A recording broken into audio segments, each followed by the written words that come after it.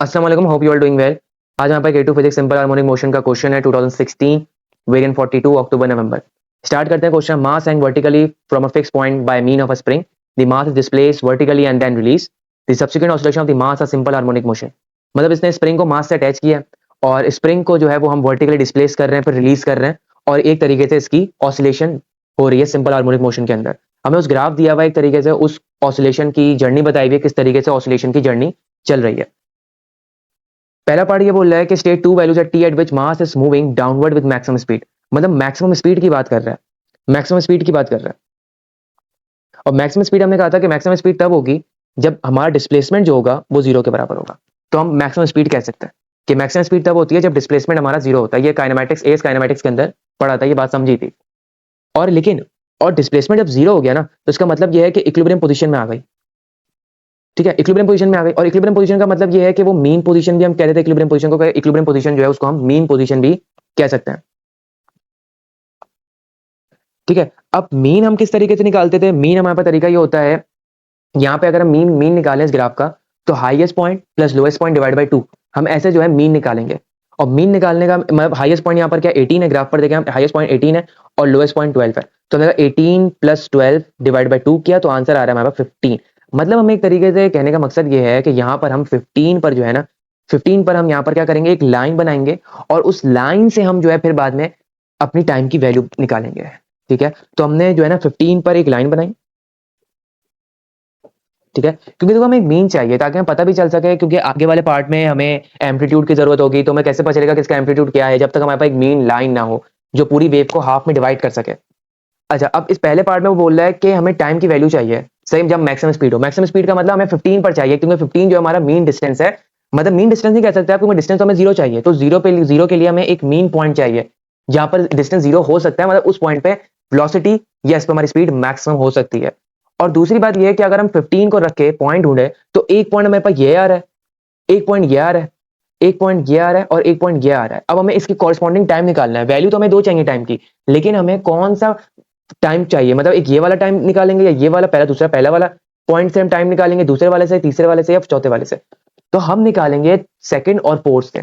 Second और fourth से हम टाइम क्यों निकालेंगे? फर्स्ट और थर्ड से क्यों नहीं निकालेंगे टाइम? मतलब फर्स्ट पॉइंट के कॉरस्पॉन्डिंग टाइम क्यों नहीं होगा, थर्ड पॉइंट के कॉरस्पॉन्डिंग टाइम जो होगा वो टाइम क्यों नहीं होगा? क्योंकि मास जो है वो हमारा डाउनवर्ड जा रहा है और डाउनवर्ड का मतलब ये है कि उसका डिस्टेंस इंक्रीज हो रहा है। आप अगर फर्स्ट पॉइंट को देखो तो वेव डाउनवर्ड जा रही है और डिस्टेंस यानी एल जो है वो हमारा कम हो रहा है। लेकिन सेकंड पॉइंट को देखो, वहां हमारी वेव ऊपर जा रही है और मतलब एक तरीके से डिस्टेंस इंक्रीज हो रहा है। थर्ड पे वेव नीचे जा रही है और फोर्थ पे भी हमारी वेव ऊपर जा रही है। तो हमारा जो है होगा असल में जो होगा हमारा वो होगा सेकंड और फोर्थ पॉइंट पे हमारा T1 और T2 निकलेगा। देखो थोड़ा जूम करते हैं और इस पे हम जो है ना एक तरीके से इसको थोड़ा मिटाते हैं, थोड़ा सही से इसको लाइन को, मतलब एक तरीके से इसको वापस से इस पॉइंट को जरा देखते हैं दोबारा। 15 पे निकालना है एक तरीके से, 15 वाला पॉइंट हमारा इस लाइन पे आ रहा है अप्रोक्सीमेट। ठीक है, और जब इस लाइन पे हमारे पास आ रहा है तो उसके कॉरस्पॉन्डिंग क्या हो सकती है? कॉरस्पॉन्डिंग अगर आप देखो तो ये वाली लाइन बन रही है, ये पॉइंट हमारे पास कॉरस्पॉन्डिंग आ रहा है। तो अगर आप एक बॉक्स देखो कि एक बॉक्स हमारे पास 10 तक का बन रहा है।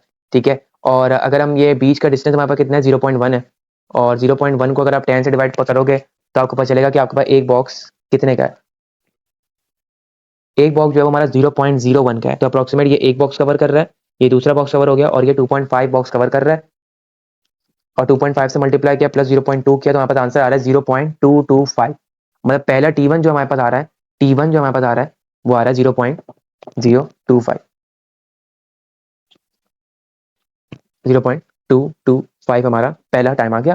ठीक है, मतलब हमें ये याद रखना है कि हमारा जो हमारा छोटे बॉक्स है वो एक बॉक्स बराबर है 0.01 का।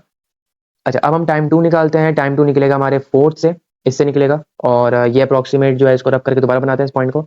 ये अप्रोक्सीमेट जो है वो 15 की लाइन यही है और 15 पे जो है वो अप्रोक्सीमेट यहाँ पर आ रहा है। और अगर आप इसको नीचे लेके जाओ तो ये टाइम पर हमारे पास इस तरीके का आ रहा है, मतलब ये भी ढाई बॉक्स कवर कर रहा है, 1 2 और 2.5 अप्रोक्सीमेट। तो इसका भी वही आएगा, 0.01 को हम 2.5 से डिवाइड करेंगे, मल्टीप्लाई करेंगे सॉरी, ताकि पता चले कितना, उसको 0.5 में ऐड करेंगे तो हमारे पास ये आ रहा है 0.525 हमारे पास टाइम T2 आ रहा है,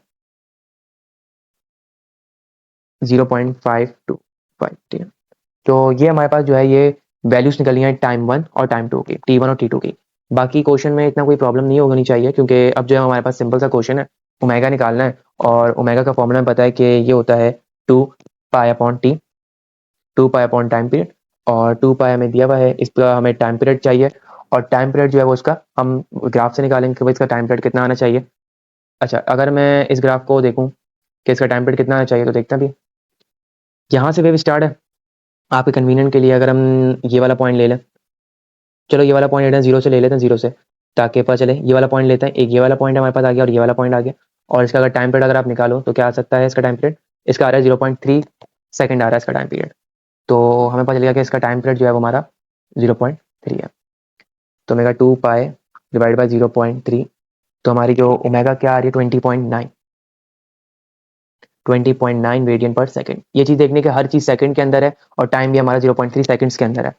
हमें शो करना है कि हमारी जो मैक्सिमम स्पीड है मास की वो है 0.42 मिलीमीटर पर सेकंड। तो वेलोसिटी का फॉर्मूला हमें पता था कि ये होता है एक्स नॉट ओमेगा, और जो हमारा एक्स नॉट है वो एम्पलीट्यूड है। एम्पलीट्यूड भी हम एक तरीके से यहाँ से निकालेंगे वेव पर से।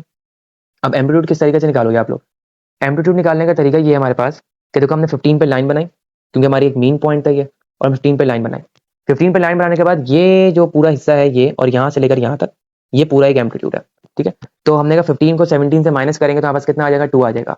तो हमारा जो एम्पलीट्यूड आएगा वो क्या आएगा, वो हमारा 2 आएगा एम्पलीट्यूड।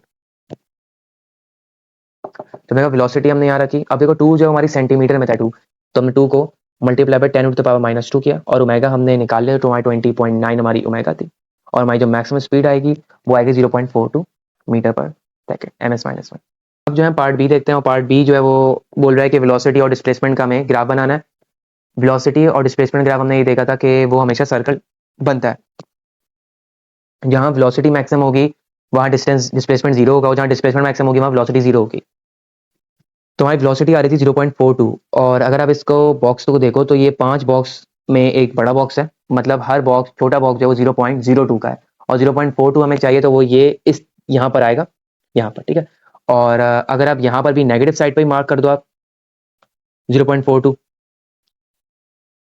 नेगेटिव साइड पे भी, तो ये यहाँ पर आएगा, सही है। अब हमें ये पता था कि डिस्प्लेसमेंट जो है वो हमारा आ रहा था एम्पलीट्यूड, मतलब एम्पलीट्यूड किलो डिस्प्लेसमेंट कर लो, बात है कि वो आता है 2। तो अगर आप 2 को मार्क करोगे यहाँ पर तो ये इधर आएगा, और सेकंड में भी दिया हुआ है तो सेकंड में ही हम रखेंगे। और अगर आप माइनस में लेके जाएं इसको तो ये यहाँ आएगा। अब इस 4 पॉइंट आपने लिख दिए हैं तो चारों को आप प्लॉट कर सकते हो, और ये 4 पॉइंट जो है वो अप्रोक्सीमेट सर्कल तक ही बनेंगे। एक मिनट इसको दोबारा कर लेते हैं, ये सर्कल ही बनेंगे।